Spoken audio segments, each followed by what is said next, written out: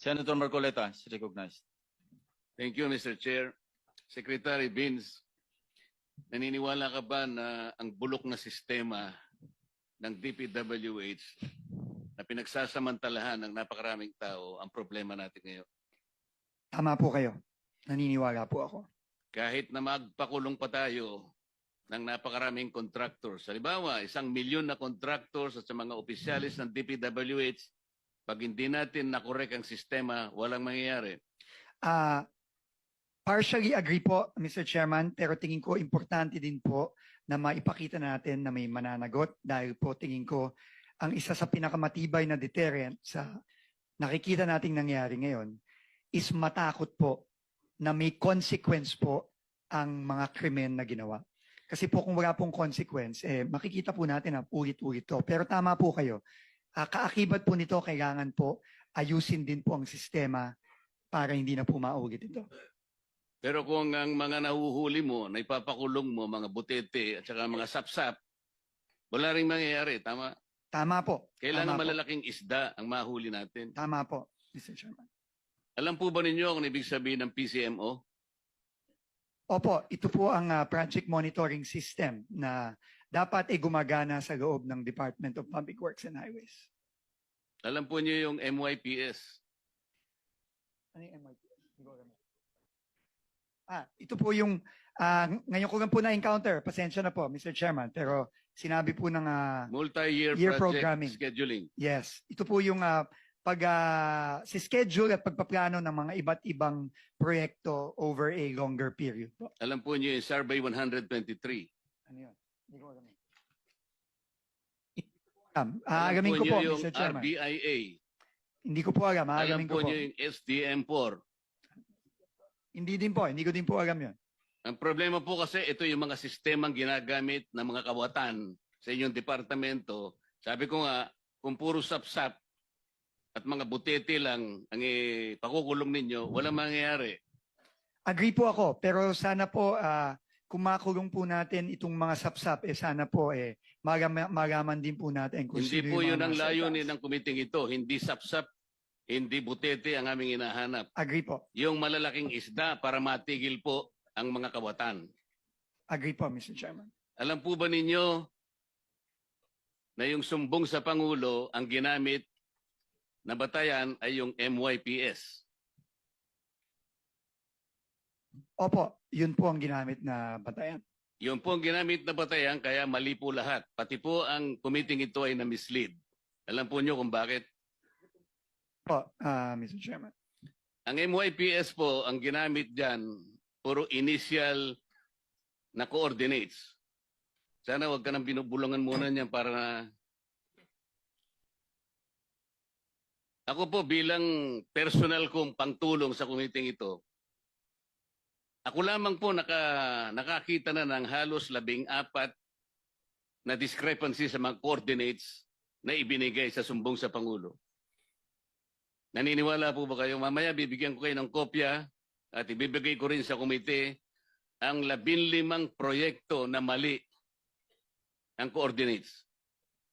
Posible po yung sinasabi ninyo, Mr. Chairman, na may maling coordinates. Nakikita na rin po namin yan ngayon sa ongoing investigation namin. Yung Mr. sumbong Chairman. sa Pangulo ay mali at ang nakikita ko po riyan halos 100 o isang libong proyekto mali ang coordinates. Ibig sabihin, kahit ano pong gawin yung pag-iimbestiga, kapag hindi po ninyo sinolusyonan ito, lalo po kayong malalagay sa misleading situations.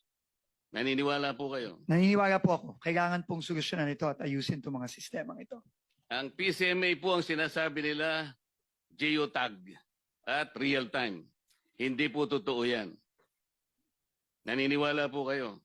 Opo, Mr. Chairman. Kailangan po ninyong makita yung kabulukan ng sistema. Kaya po kanina nalulungkot ako sapagkat wala dito si Yusek Cabral. Alam po ba ninyo na si Yusek Cabral ay nag-text kay Senator Soto? Opo, nakita ko po yung privilege speech po ni Senator Lacson na pinakita yung text message. Concentrate po tayo sa text niya kay Senator Soto. Yung po'y ginawa niya nung kami po ay ma-proclaim bilang senador. Tinanong po ba niyo siya kung bakit niya ginawa yun? Opo, tinanong ko po siya. In fact, nung una ko pong siyang tinanong, sinabi po niya wala siyang communication kay Senator Soto. Na hindi totoo. Well, clearly po, hindi po totoo dahil lumabas po yung text message at kinonfront ko po siya ulit at nagpaliwanag po siya na sinasabi po niya, siya po daw ay nagtatanong kung meron pong priority project ang opisina ng senador, which is clearly hindi consistent po dun sa unang sinabi niya sa akin. Sinabi nga po ng ating chairman sa kanyang privilege speech, Yusek Cabral was lying to her teeth. Totoo naman eh. Bakit po niya ginawa yun? Siguro po, meron po siyang tinatago, Mr. Chairman. Hindi lamang po yun. Nagpresenta siya, gusto niya sigurong masiyahan si Senator Soto sapagkat sa pag-aakala niya noon, Senator Soto kasi is a contender for Senate President. Tinanong niyo ba siya kung si Senator Soto lang ang tinext niya? Sabi niya, sana makita ko yung priority niyo, 500 million for now. Ibig sabihin, may trans pa yun eh.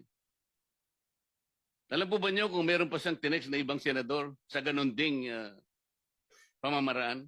Wala na po siyang sinabi sa akin ganun, Mr. Chairman. Naniwala Nag-usap naman po kayo na wala na siyang sinabi? Siguro ho, mahirap pong maniwala kung yung una ko Dapat parang sana tanong. po bago niyo inallow siya na mag-resign, ay talagang pinagtatanong, dito po kasi nakasentro yung sinasabi ko sa inyong talamak at bulok na sistema ng DPWH. Hindi po siya dapat makalampas doon eh. Sayang po. Pero sa mga susunod sanang pagkakataon, kailangan nakaharap siya rito dahil iisa-isahin ko sa kanya para po makita rin ninyo bilang kayo po ay bagong pinuno ng DPWH. Mamimislead po kayo sa napakaraming pagkakataon. Katulad lang po yung sinasabi ni Senator Amy kanina doon sa mga flagship projects, foreign assisted projects. Deliberately po niyang binabawasan yun eh. Nilalagay pa niyo sa convergence. Alam po ba niyo yung mga convergence projects ng DPWH? Opo, Mr. Chairman. Ano-ano po yun? Ito po yung mga proyektong katuwang ng DPWH ang iba't ibang ahensya Katulad po ng ano? ng tourism, ng DOTR, ng agriculture, Katuparan, DOTR, TRIP, DOT, Roll It, DTI, DTI. TICAS, PNP, DND. Opo. Dito po nalalagay. Ano po ibig sabihin ng SSP?